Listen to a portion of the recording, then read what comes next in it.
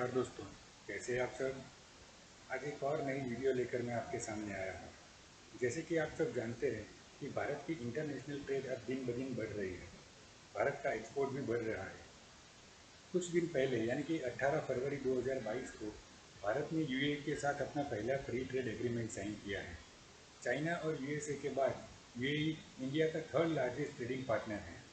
आने वाले 5 सालों में भारत और यूएई का $100 बिलियन का ट्रेडिंग टारगेट रखा गया है। इस ट्रेड की सबसे बड़ी बात यह है कि यूएई ने इंडिया से रिक्वेस्ट की कि आपके पास वर्ल्ड क्लास आईआईटीज़ है और इसमें पढ़कर सुंदर पिचाई, जो कि हाल में गूगल के सीईओ ऐसे लीडर निकलते हैं, तो ऐसी एक आईआईटी यूएई में भी बनाई जाए और यूएई के स्टूडेंट्स को भी इंडियन एजुकेशन का बेनिफिट मिले। दोस्तों, यूएई की इस रिक्वेस्ट को भारत सरकार ने मान लिया है और आने वाले समय में दुबई में आईआईटी का नया कैंपस बनने वाला है। Now IIT is going global. दोस्तों, अब हम इंडिया और यूएई के ट्रेड एग्रीमेंट की बात करें तो आने वाले 5 सालों में $100 बिलियन का बायलैटरल ट्रेड का टारगेट रखा गया है और ये आसानी से अचीव भी किया जाएगा।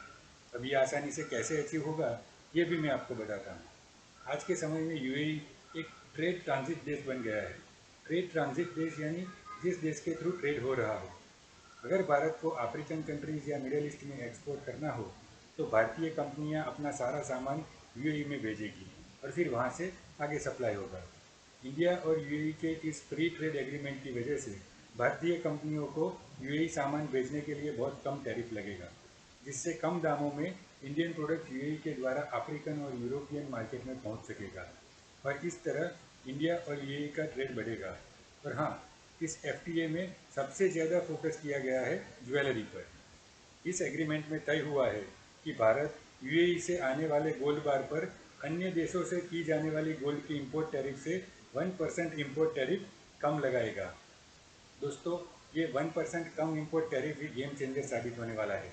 इसके कारण इंडियन ट्रेडर्स यूरोपियन या अन्य देशों के मार्केट की बजाय यूएई से गोल्ड परचेज करना ज़्यादा पसंद करेंगे। आने वाले समय में भारतीय बाज़ारों में आपको यूएई या दुबई के मार्क वाली गोल्ड बार मिलने वाली है। इंडिया गोल्ड का बहुत बड़ा इंपोर्टर है। हर साल इंडिया 800 टन गोल्ड इंपोर्ट करता है और भारत ने यूएई को 200 टन गोल्ड इंपोर्ट पर अन्य देशों के मुकाबले 1% टैरिफ कम कर दिया है और इसके बदले यूएई ने इंडियन ज्वेलरी पर ड्यूटी कम करने का निर्णय लिया है। तो इस तरह $100 बिलियन के बायलैटरल ट्रेड को अचीव किया जाएगा। अब ये ट्रेड को साइड में रख के यूएई की बात करें तो यूएई अब सिर्फ ऑयल डिपेंडेंट इकोनॉमी बनकर रहना नहीं चाहता है और इसीलिए यूएई ने अपनी इकोनॉमी डाइवर्सिफाई कर रहा है और इसी योजना के तहत वो चाहता है कि दुनिया की सबसे बेस्ट एजुकेशनल इंस्टीट्यूट्स अपने कैंपस यूएई के अंदर खोले और उसका लाभ यूएई की नई पीढ़ी को मिले।